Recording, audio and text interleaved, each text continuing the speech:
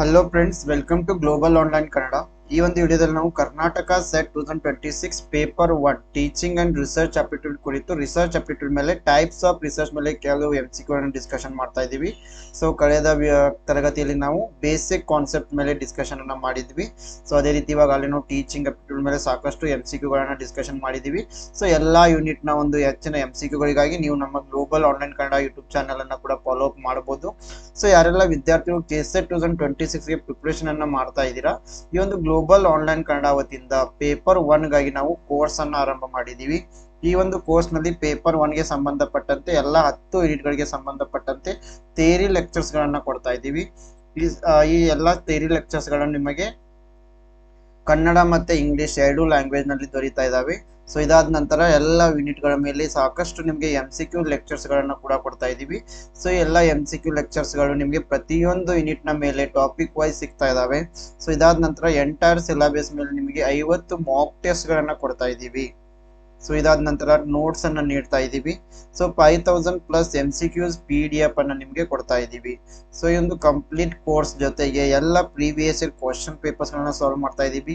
ಕೆಲವು model question papers ಗಳನ್ನ ಕೂಡ ನಿಮಗೆ ಕೊಡ್ತಾ ಇದೀವಿ. ಸೊ ಈ ಒಂದು ಕಂಪ್ಲೀಟ್ ಕೋರ್ಸ್ ಅನ್ನ ನೀವು ಫಾಲೋ ಅಪ್ ಮಾಡಿದ್ದೆ ಆದಲ್ಲಿ ಪೇಪರ್ 1 ನಲ್ಲಿ ನೀವು ಹೆಚ್ಚಿನ ಅಂಕಗಳನ್ನ ಗಳಿಸ್ತೀರಾ. ಸೊ ಇದರಿಂದ ಕೆಸೆಟ್ ಕ್ವಾಲಿಫೈ ಆಗೋದು ನಿಮಗೆ ತುಂಬಾನೇ ಸರಳವಾಗ್ತಾ ಇದೆ. ಸೊ ಈ ಒಂದು ಕೋರ್ಸ್ ನ ಫೀಸ್ ಬಂದ್ಬಿಟ್ಟು 2100 ಇರುತ್ತೆ. ಸೊ ಈ ಕೋರ್ಸ್ಗೆ ನೀವು ಜಾಯ್ನ್ ಆಗಲು ಗ್ಲೋಬಲ್ ಆನ್ಲೈನ್ ಆ್ಯಪ್ ಅನ್ನ ಪ್ಲೇಸ್ಟೋರ್ ನಿಂದ ಡೌನ್ಲೋಡ್ ಮಾಡ್ಕೊಳ್ಬೇಕು, ರಿಜಿಸ್ಟರ್ ಮಾಡಬೇಕು. ನಂತರ ಇಲ್ಲಿ ಸ್ಟೋರ್ ಅಂತ ಇರುತ್ತೆ, ಸ್ಟೋರ್ ನಲ್ಲಿ ನೀವು ಕೆಸೆಟ್ ಪೇಪರ್ 1 ಅಂತ ಸರ್ಚ್ ಮಾಡಿದ್ರೆ ಈ ಒಂದು ಕಂಪ್ಲೀಟ್ ಕೋರ್ಸ್ ನಿಮಗೆ ಇಲ್ಲಿ ಅವೈಲೇಬಲ್ ಆಗ್ತಾ ಇದೆ. ಸೊ ಅದೇ ರೀತಿಯಾಗಿ ಪೇಪರ್ 2 ಗಾಗಿ ಕೂಡ ಕೆಳಗೆ ಕೊಟ್ಟ ಎಲ್ಲಾ ವಿಷಯಗಳ ಮೇಲೆ ನೋಟ್ಸ್ ಅಂಡ್ MCQ ಸೆಟ್ ಅನ್ನ ಕೂಡ ಕೊಡ್ತಾ ಇದೀವಿ. ಇದಕ್ಕೂ ಕೂಡ ನೀವು ಜಾಯ್ನ್ ಆಗಲು ಈ ನಂಬರ್ಸ್ಗೆ ವಾಟ್ಸ್ಆಪ್ ಮೆಸೇಜ್ ಅನ್ನ ಮಾಡಿ ಜಾಯ್ನ್ ಆಗಬಹುದು. ಸೊ ಅದೇ ರೀತಿ ಹೆಚ್ಚಿನ ಮಾಹಿತಿಗಾಗಿ ಗ್ಲೋಬಲ್ ಆನ್ಲೈನ್ ಕನ್ನಡ ಅಂತ ಟೆಲಿಗ್ರಾಮ್ ಗ್ರೂಪ್ ಕೂಡ ಇದೆ, ಜಾಯ್ನ್ ಆಗಿ.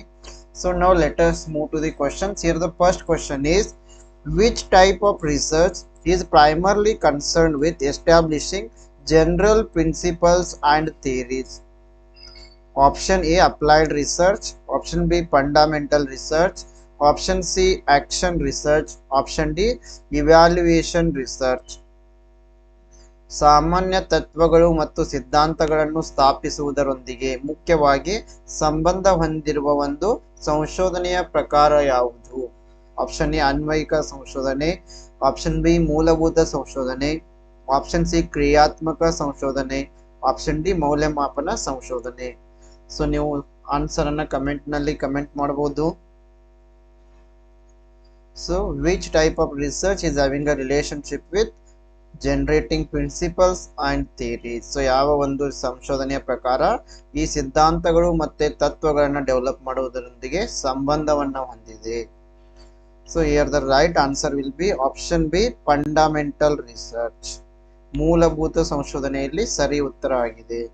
So fundamental research, it is also known as the basic research. The main aim of this fundamental research is expand knowledge and develop theories without an immediate practical application. So ಇದಕ್ಕೆ ಕನ್ನಡದಲ್ಲಿ ನಾವು ಮೂಲಭೂತ ಸಂಶೋಧನೆ ಅಂತ ಹೇಳ್ತೀವಿ. ಇದರ ಮುಖ್ಯ ಉದ್ದೇಶ ಏನಾಗಿರುತ್ತಂದ್ರೆ ಜ್ಞಾನವನ್ನ ಹೆಚ್ಚಿಸುವುದು. ಸೊ ಇದು ಥಿಯರಿಗಳನ್ನ ಡೆವಲಪ್ ಮಾಡುತ್ತೆ, ಸಿದ್ಧಾಂತಗಳನ್ನ ಡೆವಲಪ್ ಮಾಡುತ್ತೆ. ಸೊ ಬಟ್ ಇದರಲ್ಲಿ ಇಮಿಡಿಯೇಟ್ ಅಪ್ಲಿಕೇಶನ್ ಇರಲ್ಲ. ಸೊ ಇದನ್ನ ನೆನಪಿಟ್ಕೊಳ್ಬೇಕು.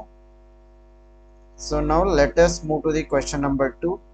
Research conducted to solve an immediate practical problem is known as? Option A, fundamental research. Option B, historical research.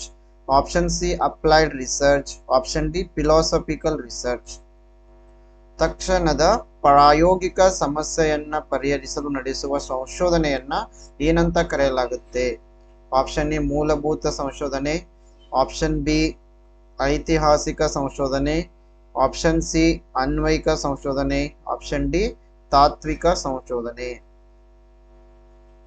So in the first question we have discussed about fundamental research which was used to generate principles. So we can eliminate option A here. So ಇಲ್ಲಿ option ಇವಾಗಲೇ ಮೊದಲನೇ ಪ್ರಶ್ನೆಯಲ್ಲಿ ಓದಿದ್ವಿ, ಮೂಲಭೂತ ಸಂಶೋಧನೆಯನ್ನು ನಾವು ಹೆಚ್ಚಾಗಿ ಸಿದ್ಧಾಂತಗಳು ತತ್ವಗಳನ್ನ develop ಮಾಡಲು ಬಳಸ್ತೀವಿ. ಸೊ ಹೀಗಾಗಿ ಆಪ್ಷನ್ ಎ ಅನ್ನು ನಾವಿಲ್ಲಿ ಎಲಿಮಿನೇಟ್ ಮಾಡ್ಕೊಳ್ಬಹುದು.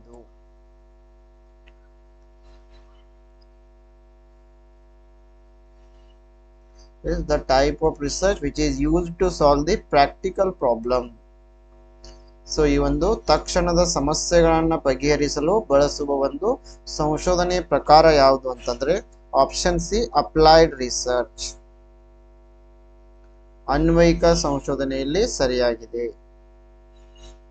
So applied research means it focuses on solving specific practical problems and producing useful outcomes. So ಈ ಒಂದು ಅಪ್ಲೈಡ್ ರಿಸರ್ಚ್ ಏನ್ ಮಾಡುತ್ತೆ ಅಂತಂದ್ರೆ ಸದ್ಯದಲ್ಲಿ ಚಾಲ್ತಿಯಲ್ಲಿರುವ ಯಾವುದೇ ಪ್ರಾಕ್ಟಿಕಲ್ ಪ್ರಾಯೋಗಿಕ ಸಮಸ್ಯೆಗಳನ್ನ ಸಾಲ್ವ್ ಮಾಡುತ್ತೆ.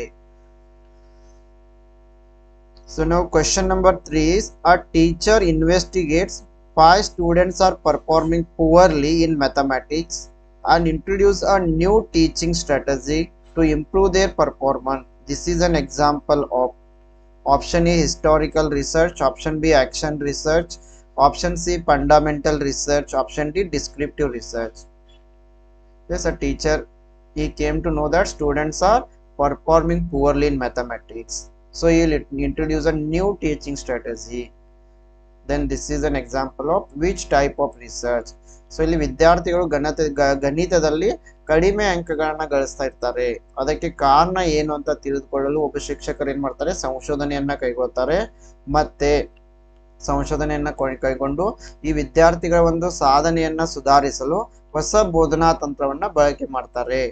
ಹಾಗಾದ್ರೆ ಇದು ಯಾವ ಪ್ರಕಾರದ ಸಂಶೋಧನೆಯಾಗಿದೆ? ಆಪ್ಷನ್ ಎ ಐತಿಹಾಸಿಕ ಸಂಶೋಧನೆ, ಆಪ್ಷನ್ ಬಿ ಕ್ರಿಯಾತ್ಮಕ ಸಂಶೋಧನೆ, ಆಪ್ಷನ್ ಸಿ ಮೂಲಭೂತ ಸಂಶೋಧನೆ, ಆಪ್ಷನ್ ಡಿ ವಿವರಣಾತ್ಮಕ ಸಂಶೋಧನೆ.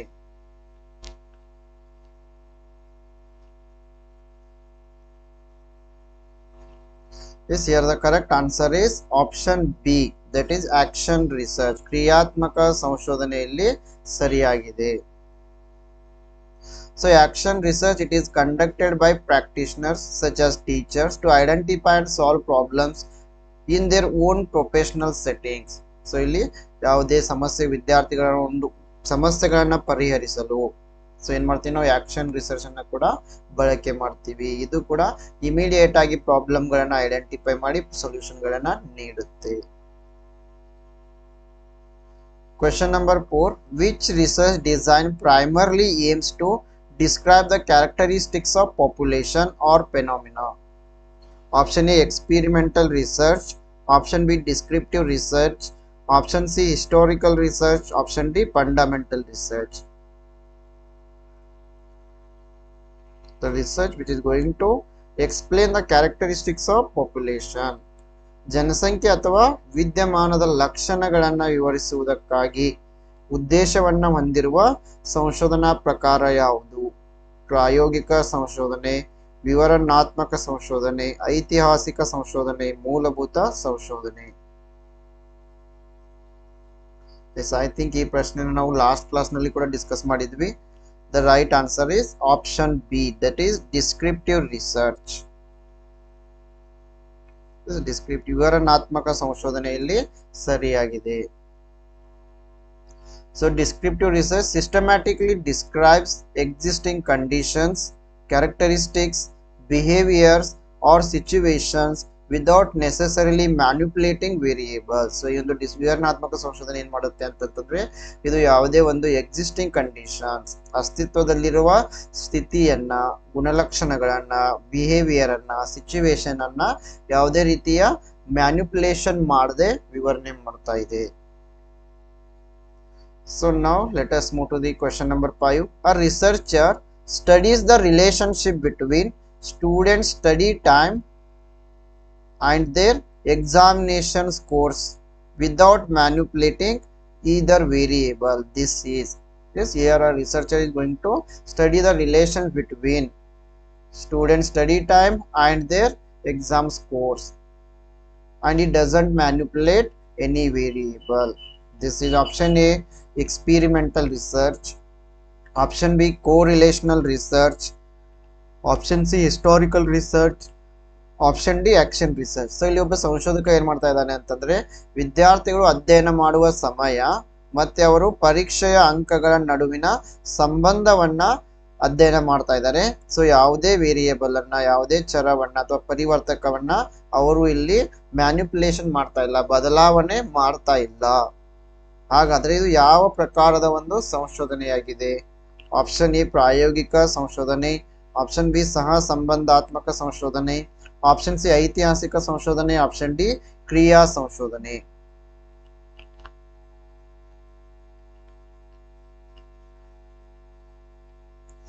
ಹಲವಾರು ಬಾರಿ ಈ ರೀತಿ ಪ್ರಶ್ನೆಯನ್ನ ಸರಿಯಾಗಿ ಓದಿದ್ರೆ ಸಾಕು ಉತ್ತರ ಗೊತ್ತಾಗುತ್ತೆ. Because here the researcher is going to establish relations between two variables. So it is the relationship between two variables is known as the correlation. So ಇಲ್ಲಿ ಸಂಶೋಧಕ ಏನ್ ಮಾಡ್ತಾ ಇದ್ದಾನೆ, ಎರಡು ವೇರಿಯೇಬಲ್ಗಳು, ಒಂದು ಸಮಯ ಮತ್ತೆ ಅಂಕ, ಎರಡು ವೇರಿಯೇಬಲ್ಗಳ ನಡುವಿನ ಸಂಬಂಧವನ್ನ ಅಧ್ಯಯನ ಮಾಡ್ತಾ ಇದ್ದಾರೆ. ಇದಕ್ಕೆ ಏನಂತೀವಿ ನಾವು ಸಹ ಸಂಬಂಧ ಅಂತ ಕರಿತೀವಿ. So this type of research is known as the correlation research. ಇದಕ್ಕೆ ನಾವು ಸಹ ಸಂಬಂಧಾತ್ಮಕ ಸಂಶೋಧನೆ ಅಂತ ಕರಿತೀವಿ. So option B is the correct answer. So correlational research examines the degree and direction of association between variables. It does not establish causation by itself. So ಇದು ಈ ಒಂದು correlation ರಿಲೇಷನ್ಗೆ ಸಹ ಸಂಬಂಧಾತ್ಮಕ ಸಂಶೋಧನೆ ಅಂತ ಕರಿತೀವಿ. ಸೊ ಇದು ಎರಡು ವೇರಿಯೇಬಲ್ಗಳು ಯಾವ ದಿಕ್ಕಿನಲ್ಲಿ ಸಾಗ್ತಾ ಇದಾವೆ ಎಂಬುದನ್ನ ತೋರಿಸುತ್ತೆ. Next question is, which type of research involves deliberate manipulation of an independent variable? Option A experimental research, option B descriptive research, option C historical research, option D survey research. So ಸ್ವತಂತ್ರ variable ಚರವನ್ನ ಅಂದ್ರೆ independent variable ಅನ್ನ ಉದ್ದೇಶಪೂರ್ವಕವಾಗಿ ಬದಲಾಯಿಸುವ ಒಂದು ಸಂಶೋಧನೆಯ ಪ್ರಕಾರ ಯಾವುದು? Option A ಪ್ರಾಯೋಗಿಕ ಸಂಶೋಧನೆ, ಆಪ್ಷನ್ ಬಿ ವಿವರಣಾತ್ಮಕ ಸಂಶೋಧನೆ, ಆಪ್ಷನ್ ಸಿ ಐತಿಹಾಸಿಕ ಸಂಶೋಧನೆ, ಆಪ್ಷನ್ ಡಿ ಸಮೀಕ್ಷಾ ಸಂಶೋಧನೆ. So here the researcher will manipulate the independent variable. So this type of research is known as. So ಇಂಥ ಒಂದು ಸಂಶೋಧನೆಯಲ್ಲಿ ಸಂಶೋಧಕರು ಡೆಲಿಬ್ರೇಟ್ಲಿ ಅಂದ್ರೆ ಉದ್ದೇಶಪೂರ್ವಕವಾಗಿ ಈ ಒಂದು ಇಂಡಿಪೆಂಡೆಂಟ್ ವೇರಿಯೇಬಲ್ ಅನ್ನ ಬದಲಾವಣೆ ಮಾಡ್ತಾರೆ. ಸೊ ಅದಕ್ಕೆ ಯಾವ ಪ್ರಕಾರದ ರಿಸರ್ಚ್ ಅಂತ ಹೇಳ್ತಾ ಇದ್ದೀವಿ? Yes, option A experimental research is the correct answer. So ಇಲ್ಲಿ ಪ್ರಾಯೋಗಿಕ ಸಂಶೋಧನೆ ಸರಿಯಾಗಿದೆ. So experimental research involves manipulation of an independent variable and observation of its effect on dependent variable. So ಇಂಥ ಒಂದು ಸಂಶೋಧನೆಯಲ್ಲಿ ಏನಾಗುತ್ತೆ ಅಂತಂದ್ರೆ ಸಂಶೋಧಕರು ಏನ್ ಮಾಡ್ತಾರೆ, ಈ ಇಂಡಿಪೆಂಡೆಂಟ್ ವೇರಿಯೇಬಲ್ ಅನ್ನ ಬದಲಾವಣೆ ಮಾಡಿ ಅದು ಡಿಪೆಂಡೆಂಟ್ ನ ವೇರಿಯೇಬಲ್ ನ ಮೇಲೆ ಯಾವ ರೀತಿ ಬದಲಾವಣೆ ಉಂಟು ಮಾಡುತ್ತೆ ಅಂತ ಪರೀಕ್ಷೆ ಮಾಡ್ತಾರೆ. ಸೊ ಅವಾಗ ನಾವು ಎಕ್ಸ್ಪಿರಿಮೆಂಟಲ್ ರಿಸರ್ಚ್ ಅನ್ನ ಬಳಕೆ ಮಾಡ್ತೀವಿ. Yes, very good evening to all. So now question number 7.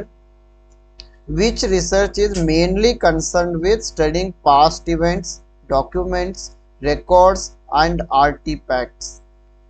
Option A experimental research, option B historical research, option C action research, option D survey research. ಹಿಂದಿನ ಘಟನೆಗಳು, ದಾಖಲೆಗಳು, ದಾಖಲಾತಿಗಳು ಮತ್ತು ಪುರಾವೆಗಳನ್ನು ಅಧ್ಯಯನ ಮಾಡುವುದರೊಂದಿಗೆ ಮುಖ್ಯವಾಗಿ ಸಂಬಂಧಿಸಿದ ಸಂಶೋಧನೆ ಯಾವುದು?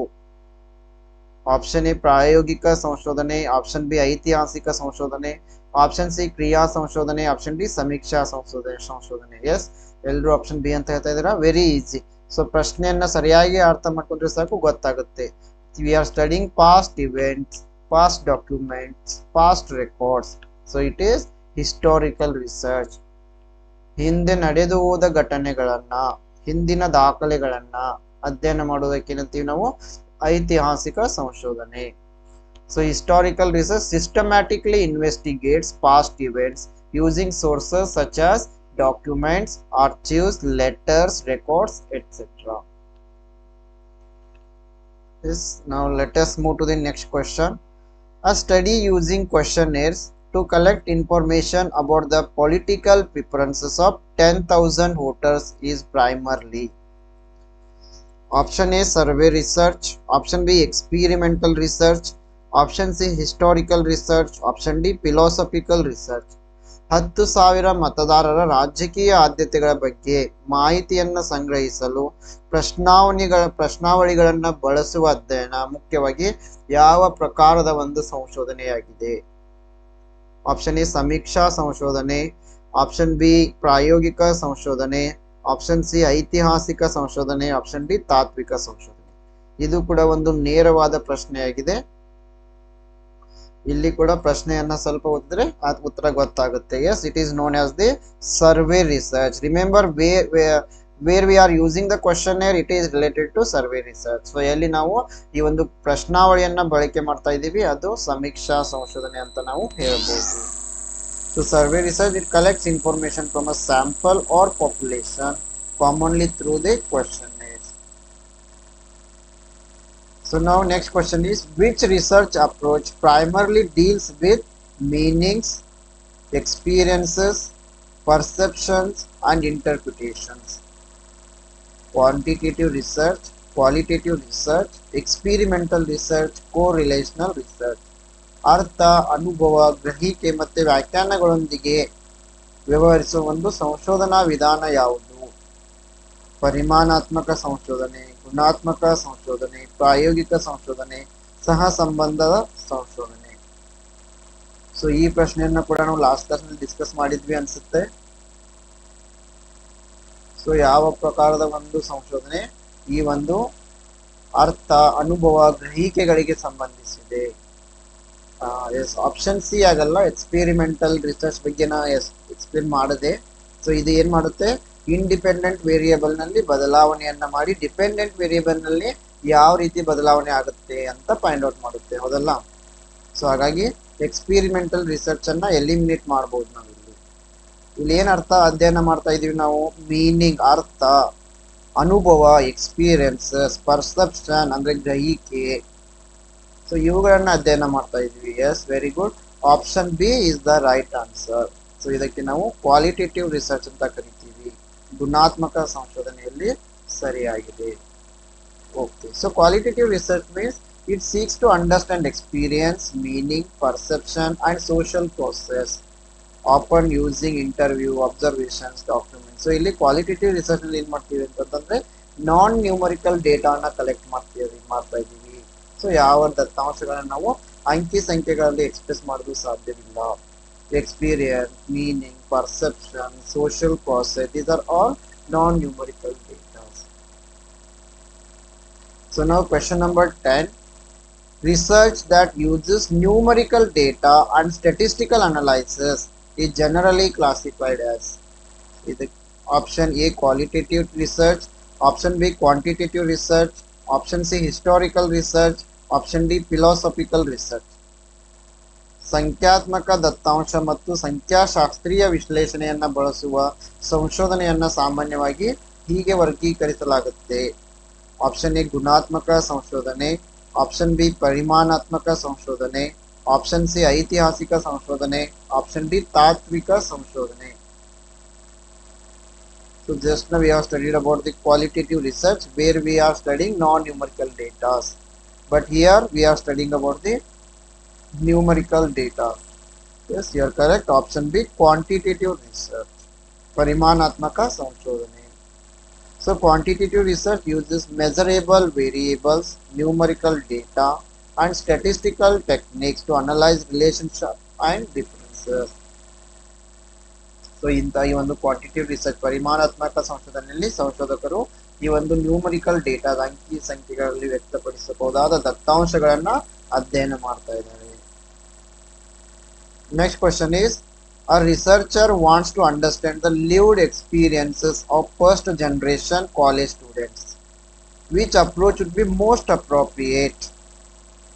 A researcher, he wants to study lived experiences of first generation college students. He uses option A phenomenological research, experimental research, correlational research, survey research. ಇಲ್ಲಿ ಒಬ್ಬರು ಸಂಶೋಧಕರು ಪ್ರಥಮ ತಲೆಮಾರಿನ ವಿದ್ಯಾರ್ಥಿಗಳ ಜೀವನದ ಅನುಭವಗಳನ್ನ ಅರ್ಥ ಮಾಡಿಕೊಳ್ಳಲು ಬಯಸ್ತಾ ಇದ್ದಾರೆ. ಹಾಗಾದ್ರೆ ಅವರು ಯಾವ ಸಂಶೋಧನಾ ವಿಧಾನವನ್ನ ಬಳಸಬಹುದು? ಆಪ್ಷನ್ ಎ ವಿದ್ಯಮಾನ ಶಾಸ್ತ್ರೀಯ ಸಂಶೋಧನೆ, ಆಪ್ಷನ್ ಬಿ ಪ್ರಯೋಗಾತ್ಮಕ ಸಂಶೋಧನೆ, ಆಪ್ಷನ್ ಸಿ ಸಹ ಸಂಬಂಧಾತ್ಮಕ ಸಂಶೋಧನೆ, ಆಪ್ಷನ್ ಡಿ ಸಮೀಕ್ಷಾ ಸಂಶೋಧನೆ. ಈ ಪ್ರಶ್ನೆ ಸ್ವಲ್ಪ ಕನ್ಫ್ಯೂಷನ್ ಕ್ರಿಯೇಟ್ ಮಾಡೋ ಪ್ರಶ್ನೆ ಅಂತ ಅನ್ನಿಸ್ತಾ ಇದೆ. Researcher is he wants to study about lived experiences of first generation ಪ್ರಥಮ ತಲೆಮಾರಿನ ಕಾಲೇಜುಗಳ ವಿದ್ಯಾರ್ಥಿಗಳ ಅನುಭವಗಳನ್ನ ಸ್ಟಡಿ ಮಾಡ್ತಾ ಇದ್ದಾರೆ. ಹೌದಾ, ನೆನ್ಪಿಟ್ಕೊಳ್ಬೇಕು. ಇದಕ್ಕೆ ನಾವು ಫೆನಾಮೆನಾಲಜಿಕಲ್ ರಿಸರ್ಚ್ ಅಂತ ಕರಿತೀವಿ, ವಿದ್ಯಮಾನ ಶಾಸ್ತ್ರೀಯ ಸಂಶೋಧನೆ ಅಂತ ಹೇಳ್ತೀವಿ. ಸೊ ಯಾಕೆಂತ ನೋಡೋಣ. Phenomenology focus on understanding and describing individual lived experiences of particular phenomena. So ಈ ಒಂದು ವಿದ್ಯಮಾನ ಶಾಸ್ತ್ರೀಯ ಸಂಶೋಧನೆಯಲ್ಲಿ ಏನಾಗುತ್ತೆ ಅಂತಂದ್ರೆ ಹಿಂದಿನ ತಲೆಮಾರಿನ ಜನರ ಅನುಭವಗಳನ್ನ ಸ್ಟಡಿ ಮಾಡುತ್ತೆ. ಸೊ ಹೀಗಾಗಿ ಇದಕ್ಕೆ ಫೆನಾಮೆನಾಲಜಿ, ವಿದ್ಯಮಾನ ಶಾಸ್ತ್ರ ಅಂತ ಕರಿತೀವಿ. ಯಾವುದೇ ಒಂದು ವಿದ್ಯಮಾನಕ್ಕೆ ಸಂಬಂಧಪಟ್ಟಂತೆ, ಯಾವುದೇ ಒಂದು ಜನರೇಷನ್ಗೆ ಸಂಬಂಧಪಟ್ಟಂತೆ ಆ ಜನರ ಅನುಭವಗಳನ್ನ ಅಧ್ಯಯನ ಮಾಡ್ತೀವಿ. ಸೊ ಹೀಗಾಗಿ ಆಪ್ಷನ್ ಎ ಇಲ್ಲಿ ಸರಿಯಾಗಿದೆ, phenomenological research. Yes, I hope it's clear. Question number 12. A researcher spends several months living within a tribal community to understand its culture and social practices. This is option A, case study, option B, ethnographic study research, option C, experimental research, option D, historical research. ಇಲ್ಲಿ ಒಬ್ಬ ಸಂಶೋಧಕರು ಬುಡಕಟ್ಟು ಸಮುದಾಯದ ಜನರ ಬಗ್ಗೆ ಅಧ್ಯಯನ ಮಾಡಲು ಹಲವಾರು ತಿಂಗಳುಗಳು ಅಲ್ಲೇ ವಾಸಿಸಿ ಅವರ ಸಂಸ್ಕೃತಿ ಮತ್ತೆ ಸಾಮಾಜಿಕ ಆಚರಣೆಗಳನ್ನ ಅರ್ಥ ಮಾಡಿಕೊಳ್ತಾ ಇದ್ದಾರೆ. ಇದು ಯಾವ ಪ್ರಕಾರದ ಸಂಶೋಧನಾ ವಿಧಾನ ಆಗಿದೆ? ಸೊ ಬುಡಕಟ್ಟು ಸಮುದಾಯದವರ ಬಗ್ಗೆ ಅಧ್ಯಯನ ಮಾಡಲು ಅವರು ಅವರ ಜೊತೆಗೇನೆ ಇರ್ತಾ ಇದ್ದಾರೆ, ಅವರ ಸಂಸ್ಕೃತಿ ಮತ್ತೆ ಆಚರಣೆಗಳನ್ನ ಅರ್ಥ ಮಾಡಿಕೊಳ್ಳೋ ಪ್ರಯತ್ನವನ್ನ ಮಾಡ್ತಾ ಇದ್ದಾರೆ. ಸೊ ಇದು ಕೂಡ ಪ್ರಶ್ನೆ ಈಸಿ ಆಗಿದೆ ಅಲ್ಲ. Researcher wants to study about the tribal community. For that he is going and living with them and he is going to understand their culture and practices. Yes, very good. Option B, ethnographic study research is the right answer. ಜನಾಂಗ ಶಾಸ್ತ್ರೀಯ ಸಂಶೋಧನೆ. So ಬುಡಕಟ್ಟು ಸಮುದಾಯ ಈ ಒಂದು ಜನಾಂಗವಾಗಿದೆ, ಆ ಜನಾಂಗದ ಬಗ್ಗೆ ಅವರು ಸ್ಟಡಿ ಮಾಡ್ತಾ ಇದ್ದಾರೆ.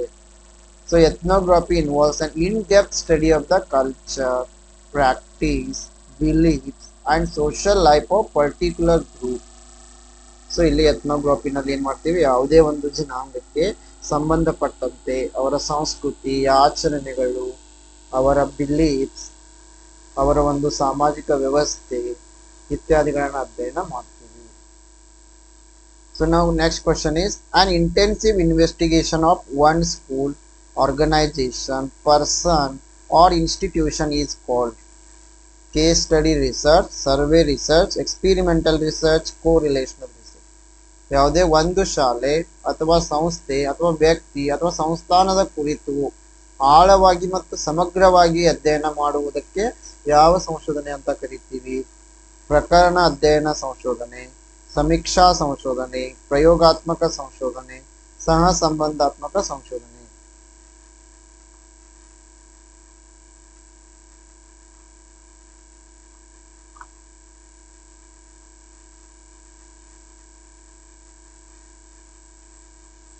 ಆಪ್ಷನ್ ಎ ಅಂತ ಹೇಳ್ತಾ ಇದ್ದೀರಾ? ಆಪ್ಷನ್ ಎ ಅಲ್ಲಿ ಸರಿಯಾಗಿದೆ. ಇದಕ್ಕೆ ನಾವು ಕೇಸ್ ಸ್ಟಡಿ ರಿಸರ್ಚ್ ಅಂತ ಕರಿತೀವಿ, ಹೌದಲ್ಲ? ಪ್ರಕರಣ ಅಧ್ಯಯನ ಸಂಶೋಧನೆ. So case study research provides in depth and detailed investigation of a bounded case or unit. So ಯಾವುದೇ ಒಬ್ಬ ವ್ಯಕ್ತಿ, ಯಾವುದೇ ಒಂದು ಸಿಚುವೇಶನ್ ಬಗ್ಗೆ, ಯಾವುದೇ ಒಂದು ಸಂಸ್ಥೆಯ ಬಗ್ಗೆ, ಯಾವುದೇ ಒಂದು ಶಾಲೆಯ ಬಗ್ಗೆ ಅಧ್ಯಯನ ಮಾಡುವುದಕ್ಕೆ ನಾವು ಈ ಕೇಸ್ ಸ್ಟಡಿ ರಿಸರ್ಚ್ ಅಂತ ಹೇಳ್ತೀವಿ. Next question is, which type of research is most suitable for answering the question what is happening at present? Option A historical research, option B descriptive research, option C experimental research, option D fundamental research. So ಪ್ರಸ್ತುತವಾಗಿ ಏನು ನಡೆಯುತ್ತಿದೆ ಎಂಬ ಪ್ರಶ್ನೆಗೆ ಉತ್ತರಿಸಲು ಯಾವ ರೀತಿಯ ಸಂಶೋಧನೆ ಅತ್ಯಂತ ಸೂಕ್ತವಾಗಿದೆ? ಐತಿಹಾಸಿಕ ಸಂಶೋಧನೆ, ವಿವರಣಾತ್ಮಕ ಸಂಶೋಧನೆ, ಪ್ರಯೋಗಾತ್ಮಕ ಸಂಶೋಧನೆ, ಮೂಲಭೂತ ಸಂಶೋಧನೆ. So what is happening at present, ಪ್ರಸ್ತುತವಾಗಿ ಏನು ನಡೀತಾ ಇದೆ. ಸೊ ಇದನ್ನ ಉತ್ತರಿಸಲು ಯಾವ ಪ್ರಕಾರದ ಸಂಶೋಧನೆಯನ್ನ ಬಳಕೆ ಮಾಡಬಹುದು? ಸೊ ಪ್ರಸ್ತುತ, ಪ್ರೆಸೆಂಟ್ ಅಂದ ತಕ್ಷಣ we can eliminate option A. Historical research ಅನ್ನ ನಾವಿಲ್ಲಿ ತೆಗೆದು ಹಾಕಬಹುದು, ಹೌದಲ್ಲ?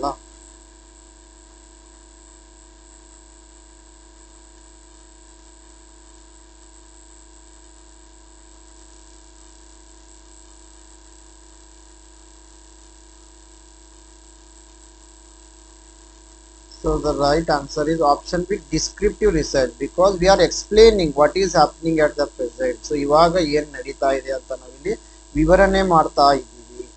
ಸೊ ಇದಕ್ಕೆ ನಾವೇನಂತೀವಿ descriptive research.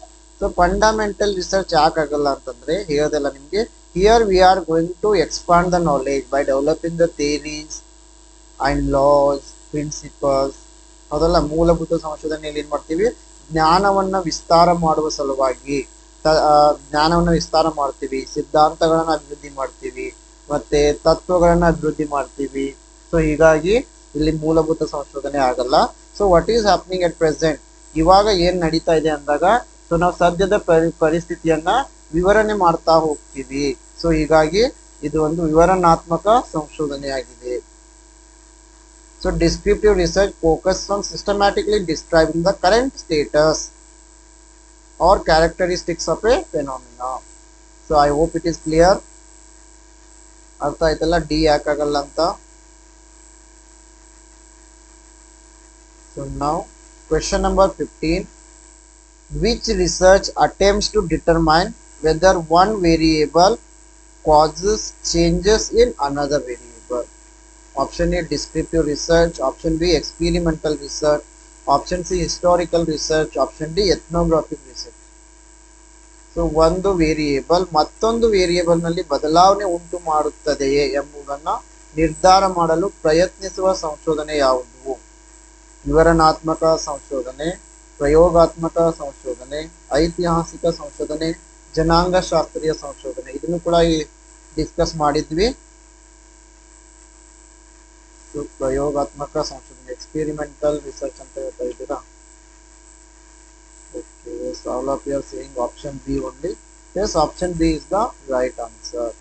So option A ಆಗಲ್ಲ. ಇವಾಗ ತಾನೇ ಹೇಳಿದಲ್ಲ, ಡಿಸ್ಕ್ರಿಪ್ಟಿವ್ ರಿಸರ್ಚ್ ನಲ್ಲಿ ಏನ್ ಮಾಡ್ತೀವಿ, ವಿವರಣೆ ಕೊಡ್ತಾ ಹೋಗ್ತೀವಿ.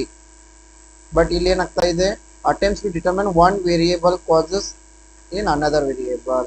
ಸೊ ಇಂಡಿಪೆಂಡೆಂಟ್ ವೇರಿಯೇಬಲ್ ನಲ್ಲಿ ಬದಲಾವಣೆ ಮಾಡೋದ್ರ ಮೂಲಕ ಡಿಪೆಂಡೆಂಟ್ ವೇರಿಯೇಬಲ್ ನಲ್ಲಿ ಯಾವ ರೀತಿ ಬದಲಾವಣೆ ಬರುತ್ತೆ ಎಂಬುದನ್ನು ಅಧ್ಯಯನ ಮಾಡ್ತಾ ಇದ್ದೀವಿ. ಸೊ ಇದಕ್ಕೆ ನಾವು ಏನಂತ ಕರೀತೀವಿ, ಎಲ್ಲಿ ಮಾಡ್ತೀವಿ ನಾವು, only in experimental research we can manipulate the variable. So ಈ ಒಂದು ಪ್ರಯೋಗಾತ್ಮಕ ಸಂಶೋಧನೆಯಲ್ಲಿ ಮಾತ್ರ ನಾವು ಈ ಇಂಡಿಪೆಂಡೆಂಟ್ ವೇರಿಯೇಬಲ್ ಅನ್ನ ಮ್ಯಾನಿಪುಲೇಟ್ ಬದಲಾವಣೆ ಮಾಡ್ತೀವಿ. ಸೊ ಆಪ್ಷನ್ ಬಿ ಸರಿಯಾಗಿದೆ. So experimental research, it is specifically designed to examine causal relationship through manipulation and control. Okay friends, this is about our today's session. So ಯಾರೆಲ್ಲ ವಿದ್ಯಾರ್ಥಿಗಳು KCET 2026 ಗೆ preparation ಅನ್ನ ಮಾಡ್ತಾ ಇದ್ದೀರಾ, ಸೊ ನಿಮಗೆಲ್ಲ ಗೊತ್ತಿರುವ ಹಾಗೆ ಪೇಪರ್ 1 ಪೇಪರ್ 2 ಅಂತ ಎರಡು ಪತ್ರಿಕೆಗಳು ಇರ್ತಾ ಇದಾವೆ. ಸೊ ಪೇಪರ್ 1 ಗಾಗಿ ನಾವು ಕಂಪ್ಲೀಟ್ ಕೋರ್ಸ್ ಅನ್ನ, ಕ್ರಾಶ್ ಕೋರ್ಸ್ ಅನ್ನ ಲಾಂಚ್ ಮಾಡಿದೀವಿ. ಇದರಲ್ಲಿ 10 ಯೂನಿಟ್ಗಳಿಗೆ ಸಂಬಂಧಪಟ್ಟಂತೆ ಥಿಯರಿ ಲೆಕ್ಚರ್ಸ್ ಗಳನ್ನ ಕೊಡ್ತಾ ಇದೀವಿ, ಸಾಕಷ್ಟು MCQ ಲೆಕ್ಚರ್ಸ್ ಗಳನ್ನ ನೀಡ್ತಾ ಇದೀವಿ, 50 ಮಾಕ್ ಟೆಸ್ಟ್ ಗಳನ್ನ ಕೊಡ್ತಾ ಇದೀವಿ, ನೋಟ್ಸ್ ಅನ್ನ ನೀಡ್ತಾ ಇದೀವಿ, 5000+ MCQ PDF ಅನ್ನ ಕೊಡ್ತಾ ಇದೀವಿ, ಎಲ್ಲ ಪ್ರೀವಿಯಸ್ ಇಯರ್ ಕ್ವಶನ್ ಪೇಪರ್ಸ್ ಗಳನ್ನ ಸಾಲ್ವ್ ಮಾಡ್ತಾ ಇದೀವಿ, ಕೆಲವು ಮಾಡೆಲ್ ಕ್ವಶನ್ ಪೇಪರ್ಸ್ ಗಳನ್ನ ಕೂಡ ಕೊಡ್ತಾ ಇದೀವಿ. ಈ ಒಂದು ಕೋರ್ಸ್ಗೆ ಜಾಯಿನ್ ಆಗ್ಬೇಕಂದ್ರೆ ಗ್ಲೋಬಲ್ ಆನ್ಲೈನ್ ಆಪ್ ಅನ್ನ ಪ್ಲೇಸ್ಟೋರ್ ನಿಂದ ಡೌನ್ಲೋಡ್ ಮಾಡಿಕೊಂಡು ಜಾಯಿನ್ ಆಗಿ, ಅಥವಾ ನೀವು ಈ ನಂಬರ್ಗೆ ವಾಟ್ಸಪ್ ಮೆಸೇಜ್ ಅನ್ನ ಮಾಡೋದ್ರ ಮೂಲಕ ಜಾಯಿನ್ ಆಗಬಹುದು. ಡೈಲಿ ಯೂಟ್ಯೂಬ್ ಲೈವ್ ಕ್ಲಾಸಸ್ ಅನ್ನು ಕೂಡ ನಾವು ಈ ರೀತಿ ಮಾಡ್ತಾ ಇರ್ತೀವಿ, ಇವನ್ನು ಕೂಡ ಎಲ್ಲರೂ ಜಾಯಿನ್ ಆಗ್ಬಹುದು. ಇದಕ್ಕೆ ಯಾವುದೇ ರೀತಿಯ ಫೀಸ್ ಇರಲ್ಲ, ಫ್ರೀ ಆಗಿರುತ್ತೆ. ಸೊ ಡೈಲಿ ಮಾಡ್ತಾ ಇರ್ತೀವಿ, ಸುಮಾರು 7 ಗಂಟೆ ನಂತರ ಕ್ಲಾಸಸ್ ಅನ್ನ ಮಾಡ್ತೀವಿ. ಸೊ ಅದೇ ರೀತಿಯಾಗಿ ಪೇಪರ್ 2 ಗಾಗಿ ನೋಟ್ಸ್ ಅಂಡ್ MCQ ಸೆಟ್ ಅನ್ನ ಕೂಡ ಕೊಡ್ತಾ ಇದೀವಿ, ಇದಕ್ಕೂ ಕೂಡ ಜಾಯಿನ್ ಆಗುದು. ಯಾರಿಗೆಲ್ಲ ಅವಶ್ಯ ಇದೆ ಅಂತ ಅನಿಸ್ತಾ ಇದೆ, ಯಾರೆಲ್ಲ ಪ್ರಥಮ ಬಾರಿಗೆ ಎಕ್ಸಾಮಿನೇಷನ್ ಅನ್ನ ಅಟೆಂಡ್ ಆಗ್ತಾ ಇದ್ದೀರಾ, ಅಥವಾ ಒಂದು 4 ರಿಂದ 5 ಅಂಕಗಳ ಅಂತರದಲ್ಲಿ KCET ಕ್ವಾಲಿಫೈ ಆಗೋದನ್ನ ತೆಗೆದುಕೊಳ್ತಾ ಇದ್ದೀರಾ, ಸೊ ನಿಮ್ಗೆ ಏನಾದ್ರು ಅವಶ್ಯ ಇದ್ರೆ ಈ ಒಂದು ಕೋರ್ಸ್ಗೆ ನೀವು ಜಾಯಿನ್ ಆಗಬಹುದು. ಸೊ ಆಗಸ್ಟ್ ಒಳಗಡೆ ಯಾರಾದ್ರೂ ಜಾಯಿನ್ ಆದ್ರೆ ಕೇವಲ 1947 ನಲ್ಲಿ ಒಂದು ಕೋರ್ಸ್ ಅನ್ನ ನಿಮಗೆ ಕೊಡ್ತಾ ಇದ್ದೀವಿ. ನಿಮಗೆ ಕಂಪ್ಲೀಟ್ ಆಗಿ ಪರ್ಸನಲ್ ಗೈಡೆನ್ಸ್ ಅನ್ನ ಕೊಡ್ತೀವಿ, ಏನೇ ಕನ್ಫ್ಯೂಷನ್ ಇದ್ರು ನಾವು ನಿಮಗೆ ಸಾಲ್ವ್ ಮಾಡ್ತೀವಿ. Yes, thank you all. Global online Kannada ಅಂತ ಟೆಲಿಗ್ರಾಮ್ ಗ್ರೂಪ್ ಕೂಡ ಇದೆ, ಇದಕ್ಕೂ ಜಾಯಿನ್ ಆಗ್ಬೋದು. Yes, I wish all the best to all. Thank you.